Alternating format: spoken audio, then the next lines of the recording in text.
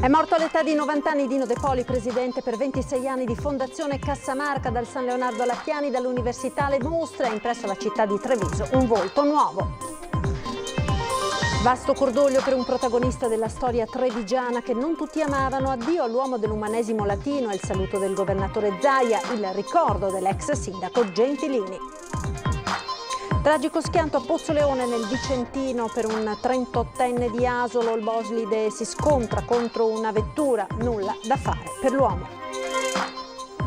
Rilanciare Treviso dopo il lockdown. Ha firmato a Casugana il protocollo per il bando che distribuirà oltre 130.000 euro a fondo perduto per l'avvio di nuovi negozi.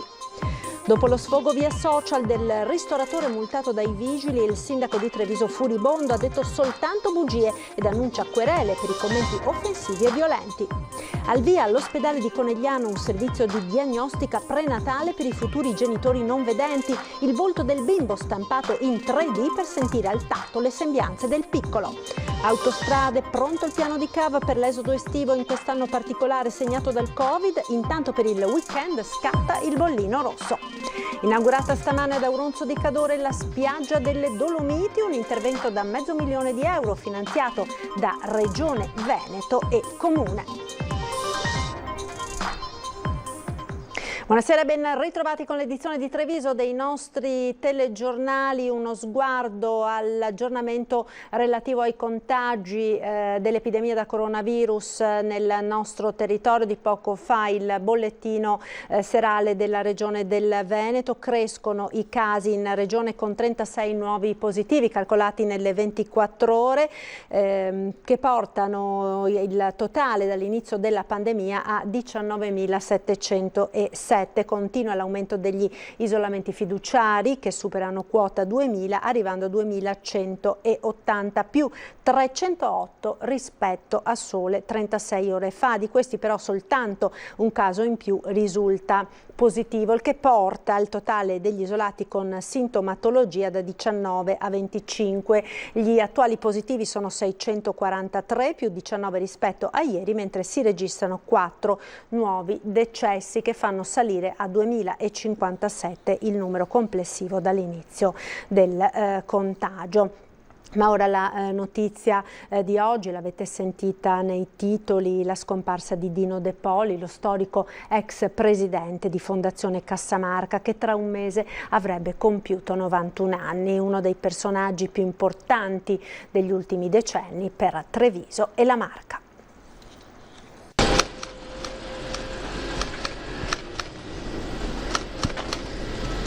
Quella mano alzata è l'auto che lo accompagna fuori da Caspineda. Resterà questa, fine 2018, l'ultima immagine simbolo di Dino De Poli, il suo addio a Fondazione Cassamarca. Poi solo rare e fugaci apparizioni fino alla notizia rimbalzata di prima mattina.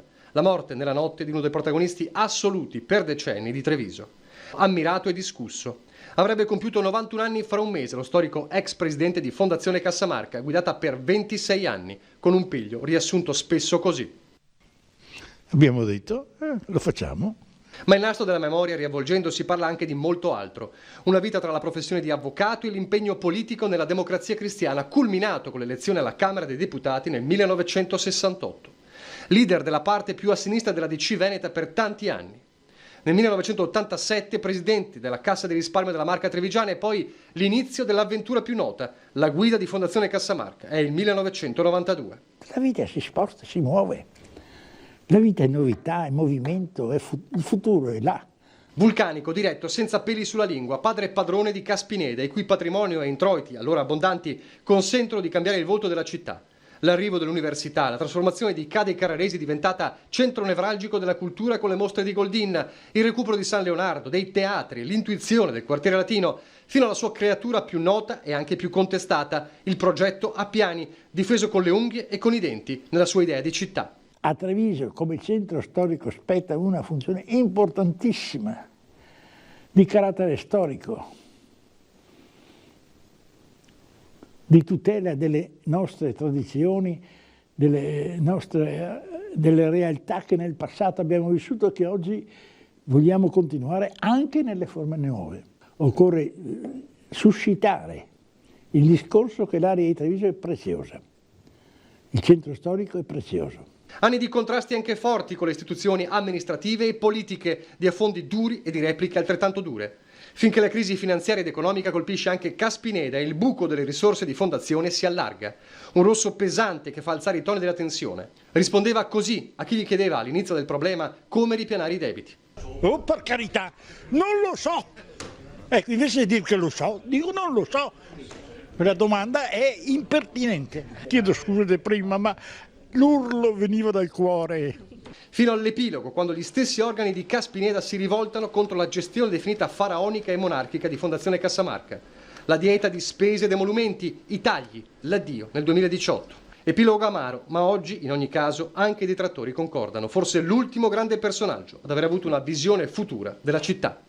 Andiamo avanti per il meglio, perché il meglio non è mai ancora raggiunto.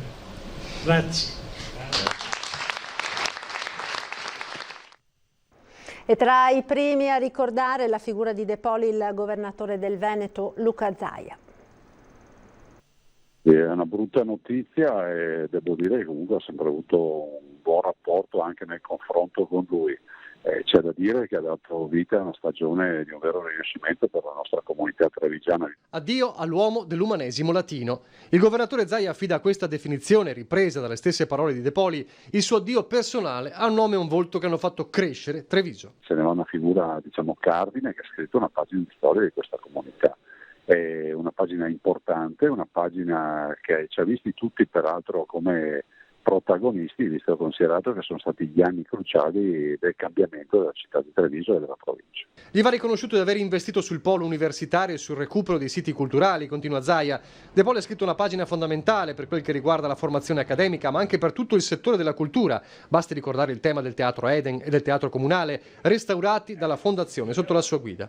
E nel mandare un messaggio di cordoglio alla famiglia, il governatore ricorda anche il suo rapporto con De Poli, fatto pure di forti contrasti, ma sempre con rispetto. Un dialogo franco, ovviamente con due persone, c'è il sottoscritto e lui assolutamente di carattere, però si sono fatte anche grandi cose. Sicuramente lui è sempre stata una persona molto attenta a quello che è il recupero storico di molti edifici, di molte realtà, ma anche identitario. Penso agli interventi sui quali si è confrontato spesso, ad esempio rispetto a quello che era il settore dell'agroalimentare trevigiano.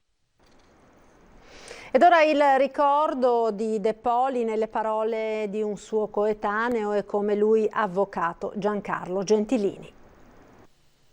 La notizia della morte di Dino colpisce tutti noi e colpisce anche al di fuori dei confini della città di Treviso.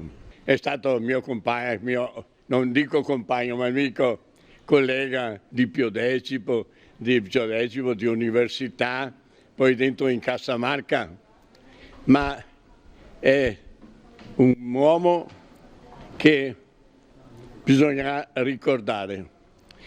Poi la politica ci ha un po' diviso perché lui era sui strati alti della politica. Io invece ero un povero sindachetto della Lega e quindi non sono mai stato veramente considerato.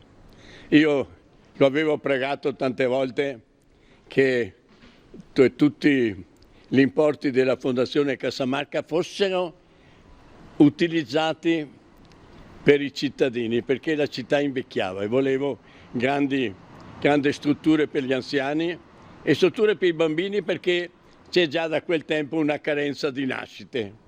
Ma lui aveva in mente di più la cultura, i teatri, eccetera. Ha fatto poi quel grande investimento nell'area Piani, che è un po' naufragato perché poi c'è stata la crisi dell'edilizia e quindi tutti i buchi neri che dovevano diventare bianchi non è stato possibile riempirli a causa della crisi. Ma io ricordo anche quando era in Cassamarca e credo che tanta gente sia stata beneficata. E l'importante è chi non lascia eredità d'affetti o poca gioia ha nell'urna. E io credo che Dino Di Poli possa essere annoverato e che questo sonetto gli stia proprio a pennello. anch'io sono del 29, siamo rimasti in pochi, c'è Beppi Sbais, Tony Manildo, sì, ormai ci contiamo sulle punte delle dita, ma cerchiamo di rimanere ancora e portare avanti i nostri ideali. Tantissime in queste ore le reazioni e i messaggi di cordoglio alla notizia della morte di Dino De Poli. Poteva non piacere il presidentissimo Dino De Poli, ma tutti gli hanno sempre riconosciuto, non solo oggi nel giorno della sua scomparsa, intelligenza e capacità di visione. La Fondazione Cassamarca, che ha guidato dal 92 al 2018, in una breve nota si esprime cordoglio per un lutto che colpisce l'intera collettività. Il suo successore, Luigi Garofalo, ne ricorda l'eclettica e mobile intelligenza che ne animava costantemente l'azione. Ha segnato una pagina importante della storia di Treviso, gli fa eco il rettore di Ca' Foscari, Michele Bugliesi, anche per la presenza dell'università che ha fortemente voluto, intuendone le grandi potenzialità. L'avvocato De Poli è un personaggio che ha portato successi, discussioni, confronti anche molto accesi. Se oggi si può parlare di una città riqualificata, di una città culturale, di una città universitaria, lo si deve proprio alla grande visione, al grande senso di responsabilità, al grande amore che l'avvocato De Poli ha dimostrato nei confronti della città e della comunità. Un grande personaggio che oggi lascia la nostra comunità, ma un personaggio che sicuramente ha lasciato un segno importante nella storia della città di Treviso. L'ex sindaco Giovanni Manildo lo definisce su Facebook un protagonista assoluto, profondamente amante di Treviso, scrive, allo stesso modo della civiltà rurale e contadina, una visione di una Treviso moderna con le radici ben salde nella tradizione. Il Partito Democratico Provinciale, per voce del segretario Giovanni Zorzi, gli riconosce il valore di essere stato un uomo sempre attento al proprio territorio e di essersi speso con grande passione e impegno. Innegabili, d'altro canto, le divergenze, ricorda il capogruppo cittadino Stefano Pelloni. Mi dispiace, è stato un grande trevigiano che ha reso grande Treviso, su fronti opposti sono stato spesse volte critico, soprattutto sulle ultime operazioni alla fine della sua carriera, probabilmente ha ritardato un pochino il suo abbandono della fondazione e il cambio di generazione. Comunque il risultato dell'università, di grandi restauri del teatro sono sotto gli occhi di tutti e sono apprezzabili. La cronaca ora con un incidente stradale mortale che si è verificato questa mattina nel Vicentino, a perdere la vita un 38enne di Asolo. Sangue sulle strade, ennesimo incidente mortale questa volta accaduto in territorio comunale di Pozzoleone lungo via Bassanese in località Friola. A perdere la vita ancora un motociclista, Diego Dalla Rosa, 38 anni, di Asolo. L'uomo proveniva da Bassano quando in fase di sorpasso, complice l'alta velocità, non si è accorto che l'auto che lo precedeva, una Jeep Renegade guidata da una donna di 40 anni, stava svoltando a sinistra per accedere nel cortile di una ditta. Un impatto tremendo, il Centauro è stato sbalzato dalla sella finendo addosso al parapetto della recinzione dell'attività. La moto, vedete dalle immagini, è schizzata nel parcheggio dell'azienda. Subito è stato dato l'allarme, ma per il 38enne non c'è stato nulla da fare. Sul posto i sanitari del SUEM 118 e per i rilievi i carabinieri di Thiene. Un rettilineo maledetto, solo qualche tempo fa aveva perso la vita una 55enne travolta e uccisa da un'automobile. Firmato oggi a Casugana il protocollo per il bando che distribuirà oltre 130.000 euro a fondo perduto per l'avvio di nuovi negozi in città. Sentiamo.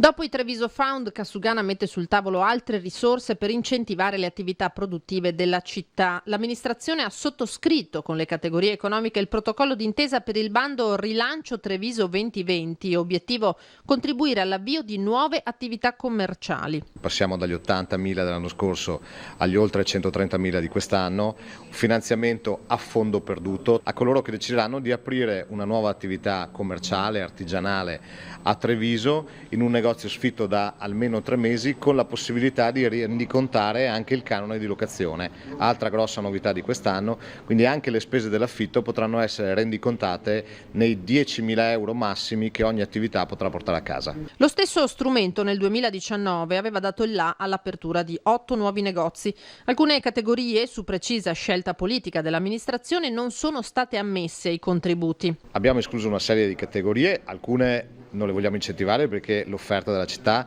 è già decisamente ampia, come la somministrazione di alimenti e bevande. Altre categorie abbiamo deciso per scelta politica-amministrativa di non incentivare: le società di scommesse, i videopoker, le attività di Cannaby Light e altre attività di questa natura che non riteniamo di appoggiare. Un sostegno al tessuto economico dunque in difficoltà dopo l'emergenza sanitaria, ma anche e soprattutto un investimento sulla città. Aumentando le vetrine, aumentando i prodotti, vi sia sempre più capacità attrattiva di pubblico nei confronti della città di Treviso. Ed il sindaco di Treviso, Mario Conte, furibondo dopo lo sfogo via social del ristoratore della fonderia che si considera ingiustamente preso di mira dai vigili. Tutte balle, sbotta il sindaco, che annuncia querele anche a chi ha lasciato commenti offensivi e violenti. Un insieme di balle inenarrabili, e quel video finiva dicendo: più immigrati, più peste, più paura. Ma una persona che dichiara queste cose qua, che attendibilità può avere? Zero. L'ira del sindaco Conte dopo il video social del titolare del ristorante Sunset in Fonderia, Andrea Zuin, che ha attaccato duramente comune e polizia locale non solo per la multa, ma anche e soprattutto per la chiusura imposta al locale, dove alcuni clienti sono stati sorpresi dai vigili a servirsi da soli al buffet, per di più senza mascherina. Che le cose non siano andate esattamente come le ha raccontate l'ha già chiarito il comandante dei vigili, Gallo. Conte va oltre e annuncia querele anche verso chi nello spazio dei commenti si è lasciato andare a insulti e minacce. Ha raccontato un sacco di balle, sta scatenando la rabbia sociale nei confronti del sindaco, dell'amministrazione e della polizia locale. Agiremo nei suoi confronti e valuteremo anche tutti i commenti che sono sotto di rabbia e di cattiveria, perché alle balle bisogna rispondere semplicemente con azioni legali. Sindaco che attacca duramente questo uso dei social. Non è possibile che in questo paese, utilizzando i social network, si possa deviare la realtà dei fatti e scaricare le responsabilità su delle persone che stanno tutelando la salute di tutta la comunità. La sanità ora, perché all'ospedale di Conegliano è partito un servizio innovativo di diagnostica prenatale per i futuri genitori non vedenti. Il volto del bimbo, ricavato dall'ecografia tridimensionale e riprodotto con un calco in resina, consentirà loro di sentire con le mani le sembianze del piccolo. L'emozione più grande per i futuri genitori, quella che si prova quando con l'ecografia si riesce a vedere per la prima volta nei dettagli l'aspetto del bimbo che nascerà. Un'emozione fino ad ora preclusa alle mamme o ai papà non vedenti. Ora potrà essere vissuta da tutti grazie ad un innovativo servizio di diagnostica prenatale all'ospedale di Conegliano. Quello di riuscire a, tramite appunto l'ecografia in 3D, quindi durante la 27esima, 32esima settimana di gravidanza, quindi settimo, ottavo mese, fare poi l'elaborazione del 3D della faccia del bambino, di modo che le persone che purtroppo non riescono a vedere, quindi le persone cieche, non vedenti, possono ovviamente con il tatto sentire il volto del proprio figlio. L'ospedale di Conegliano è l'unico nel nord Italia a realizzare questo progetto avviato in Europa, in Francia e Belgio, un calco in resina che riproduce fedelmente i lineamenti del bimbo. Questo riproduce fedelmente il volto di un feto vero e proprio che si trova ancora nell'utero della signora perché non è ancora nato, però proprio è il volto fedele del feto che è stato concepito e che la signora quindi può accarezzare e sentire, la signora ipovedente. Un'esperienza sensoriale importantissima per i futuri genitori con l'handicap della cecità. Questo è importante perché il legame madre-feto viene rafforzato veramente in maniera importante e quindi io penso che sia un'occasione veramente di dare un plus a queste persone che hanno un handicap e quindi cercare di farle vivere questa esperienza che ha una valenza affettiva veramente molto importante. Questo servizio è messo a disposizione gratuitamente dall'ULSS di tutte le future mamme e papà ipovedenti o non vedenti. La tecnologia è il servizio del cittadino per umanizzare sempre di più i servizi. Il centro funzionale decentrato della Protezione Civile della Regione del Veneto ha dichiarato lo stato di attenzione, allerta gialla per criticità idrogeologica su tutto il territorio regionale del Veneto fino alla mezzanotte di domani. Le previsioni indicano infatti aumento dell'instabilità e della probabilità di rovesci e temporali da locali sparsi inizialmente sulle zone montane e pedemontane e in successiva parziale estensione al resto della pianura, specie in serata e fino alle prime ore di giovedì. Domani non si escludono locali fenomeni temporaleschi anche intensi. Ci fermiamo ora per qualche istante di pubblicità, linea alla regia. Restate con noi, a tra poco.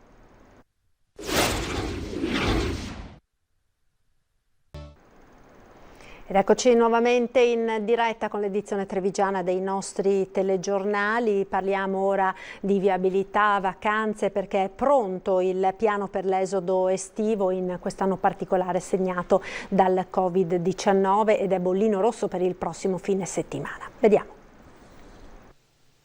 Si torna in vacanza e anche se l'esodo verso le località di villeggiatura sarà influenzato dall'emergenza epidemiologica, CAV è pronta.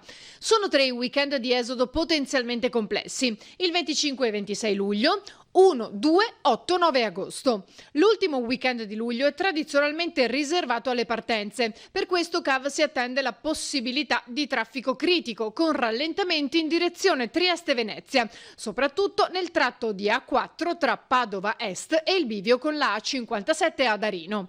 Bollino rosso dunque in carreggiata est già a partire da venerdì 24 luglio, specie al pomeriggio, e poi per tutta sabato 25, giallo invece domenica 26 fino a lunedì 27 mattina. Nelle giornate di esodo il personale sarà presente in corrispondenza delle intersezioni A4 A57 e A4 A27 per predisporre eventuali deviazioni in caso di traffico intenso. Contemporaneamente gli ausiliari della viabilità saranno affiancati da personale di imprese qualificate per la segnalazione delle code e ci saranno presidi fissi con carri attrezzi adibiti al pronto soccorso meccanico, leggero o pesante, che stazioneranno ai caselli di Spinea e Padova Est. Le 96 porte disponibili nelle 7 stazioni autostradali gestite saranno presidiate nelle giornate in cui è prevista la maggior concentrazione di traffico e sarà garantita l'apertura di tutte le porte di uscita. L'informazione all'utenza verrà fornita dal centro operativo della società a Mestre, attivo 24 ore su 24, tramite pannelli a messaggio variabile, news via telefono e web, webcam accessibili dal sito internet della società e collegamenti radiofonici. Inoltre, proprio per l'impossibilità di prevedere con esattezza gli spostamenti quest'anno, CAV ha deciso di potenziare l'informazione sulla situazione del traffico nelle giornate più delicate. Grazie a sensori posizionati lungo la A4 e i movimenti registrati alla stazione autostradale di Villabona a Mestre sulla A57 si potrà comunicare la situazione reale del traffico e CAV lo farà nel corso della giornata di sabato, tradizionalmente dedicata alle partenze attraverso il proprio sito internet, note stampa e canali social.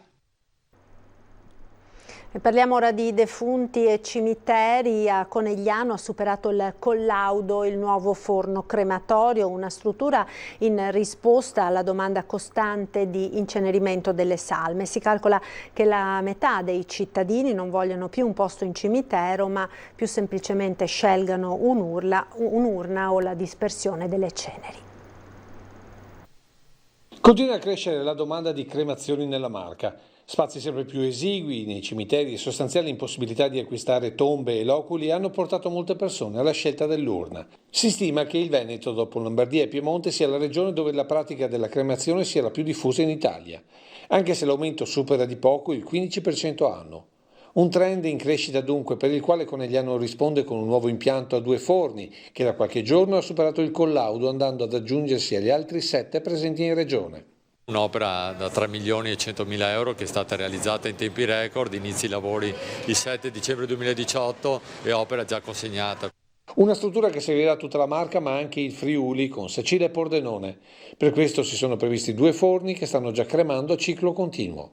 Il forno crematorio era essenziale perché se noi guardiamo l'area oggi dove si può andare a cremare le persone bisogna fare qualche centinaia di chilometri, così invece per tutta l'area del Coneglianese, per più di 300.000 persone, ci sarà un forno crematorio a disposizione. Una struttura progettata con la sensibilità per l'ultimo addio ai propri cari, un'ampia sala del commiato che può contenere, salvo prescrizioni anticontagio, fino a 60 persone, una doppia porta vetrata ideata da un artista del vetro, ma soprattutto questa fonte ai piedi dell'ulivo per la dispersione delle ceneri nell'acqua. Un impianto che a regime riuscirà a cremare oltre 5.000 salme all'anno.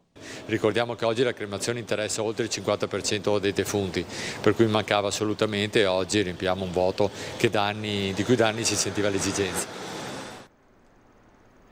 Ed ora spazio alle notizie da Belluno e provincia.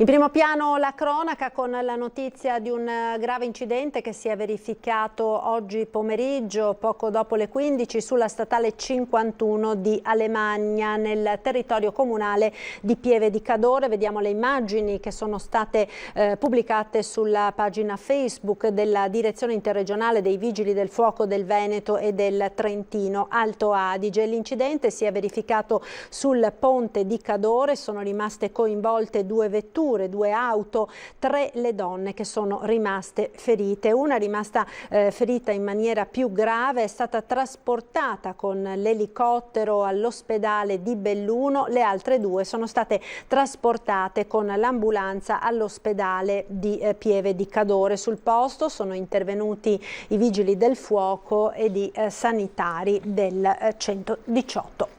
Andiamo ora ad Auronzo di Cadore, dove questa mattina è stata inaugurata la spiaggia delle Dolomiti, un intervento da €500.000 finanziato da Regione Veneto e Comune.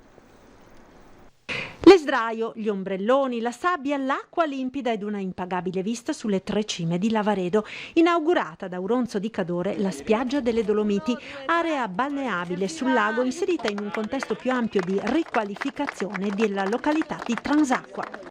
L'area prevede una riqualificazione della spiaggia, un ampliamento della piscina comunale, i 2 parcheggi che sono posti al lato destro e sinistro del ponte di Transacqua e anche sull'altra sponda, e un recupero anche dello stesso ponte e dell'area del depuratore, dove è stata posta anche una nuova stazione di bike sharing. Un intervento da €500.000 finanziato da Regione Veneto e Comune di Auronzo, che mira a diventare il punto di forza dell'offerta turistica estiva. Riteniamo sia fondamentale dare dei servizi turistici innovativi ai nostri turisti, ai quali chiediamo anche rispetto delle zone, delle aree che vengono a visitare, però in primis dobbiamo essere noi a puntare su una cultura dell'accoglienza importante, lo è per tutto il Veneto, ma in particolare per la provincia di Belluno. Un servizio in più offerto ai turisti, che arriva in un'estate che, seppur con un calo drastico delle presenze straniere, ancora tiene con gli italiani. Del post-Covid, l'abbiamo sempre detto, la montagna bellunese è pronta ad accogliere i turisti, e se mettiamo un attimino da parte il problema delle code, però devo dire che i primi dati sono molto confortanti. La spiaggia delle Dolomiti si inserisce in un più ampio piano di investimenti per la montagna. Ricordo che stiamo investendo e possiamo fare questo tipo di opere perché poco più a monte rispetto a questo sito stiamo facendo decine di cantieri per la messa in sicurezza del territorio. Sono quasi €10 milioni che, come assessorato alla difesa del suolo, stiamo investendo nel territorio del solo comune di Auronzo. Godere la montagna senza correre pericoli ed affrontare le escursioni in sicurezza. Sentiamo nel servizio quelli che sono i consigli del soccorso alpino ai numerosi escursionisti che in questi giorni si stanno recando per una gita giornaliera oppure per trascorrere le vacanze sulle nostre montagne. Gli ampi spazi che garantiscono il distanziamento, il fresco, la natura, l'estate 2020 è l'estate della montagna, ed in molti in queste giornate si recano sulle Dolomiti bellunesi per qualche giorno di vacanza o una gita in giornata, ma perché le escursioni si svolgano in sicurezza è necessario essere preparati e seguire una serie di comportamenti per evitare incidenti ed infortuni sui sentieri, purtroppo molto numerosi nelle ultime settimane. Indicazioni fondamentali, quelle del soccorso alpino, soprattutto per i meno esperti. L'alpinista che frequenta la montagna in modo importante lo fa con cognizione di causa. Noi in questo periodo ci troviamo di fronte ad un'utenza che forse non è mai stata in montagna e vede il territorio alpino come quel territorio libero spensierato dove dover frequentare la giornata in modo così, senza leggero, no? Però questa leggerezza comporta alle volte piccoli infortuni. La maggior parte delle chiamate al soccorso alpino riguardano cadute con conseguenti lesioni, spossatezza, impreparazione a continuare l'escursione.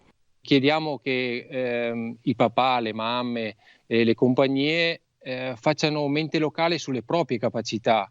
Inutile fare percorsi dove il dislivello è tanto e poi dopo un'oretta siamo già allo stremo delle nostre forze. Ecco quindi l'importanza di programmare la gita in base alla forma fisica di tutti i partecipanti, informarsi sulle condizioni meteo, in quota il tempo può cambiare molto velocemente, sulle disposizioni in vigore nel territorio dove si intraprende l'attività, programmare il rientro nel primo pomeriggio, evitare di avventurarsi da soli e nel caso comunicare l'itinerario ai familiari. Fondamentale poi per evitare gli infortuni l'uso di calzature adeguate. Infine, non dimenticarsi di rispettare l'ambiente. Ed ora siamo allo spazio dedicato ai vostri bimbi con la nostra rubrica Bimbi in TV.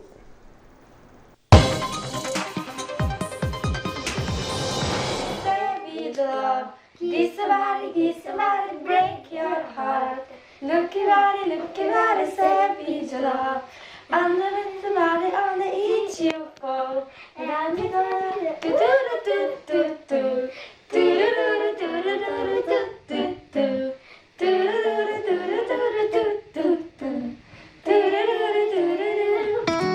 Per 100 giorni non lavoro, anzi per 100 anni. Allora io non essere Alessia, io essere Claudia. E non lavorare mai più. Solo tra 100 anni lavorare. E io essere buono come il buono. Anzi, perfino il buono è più cattivo di me.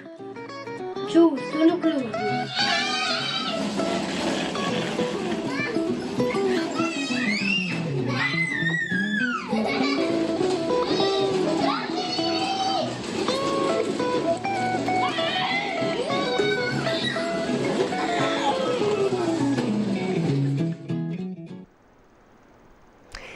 Siamo dunque al termine di questa edizione, vi ricordo per mandare i vostri video e le vostre immagini dei bimbi, continuate a farlo inviando i vostri video via WhatsApp al 351 1755 340, video, lo ricordiamo, non foto, possibilmente con il telefono, la videocamera in orizzontale. Ed è tutto dunque per questa edizione, come sempre in chiusura uno sguardo alle previsioni del tempo con il nostro meteo.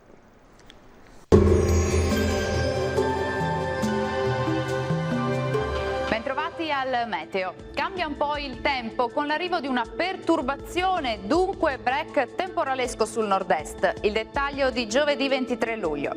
Sul Veneto al mattino si mantiene stabile e soleggiato, nel pomeriggio crescente variabilità con cielo a tratti nuvoloso e con rovesci sulle zone montane e pedemontane un po' meno probabili, ma non da escludersi anche sulle pianure.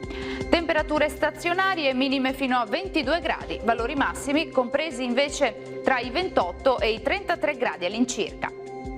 Ci spostiamo ora sul Friuli Venezia Giulia, inizialmente anche qui condizioni di bel tempo, col passare delle ore sarà via via più instabile con temporali sui monti e fin verso le pianure. Temperature minime tra 18 e 22 gradi, massime sui 27-30 gradi all'incirca. Infine uno sguardo alla situazione del Trentino Alto Adige, sole in mattinata, poi peggiora con precipitazioni possibili un po' dappertutto. Temperature minime sui 18 gradi, massime sui 31-32 all'incirca. Dal meteo per ora è tutto, io vi auguro un buon proseguimento sempre in compagnia di Antenna 3. Arrivederci.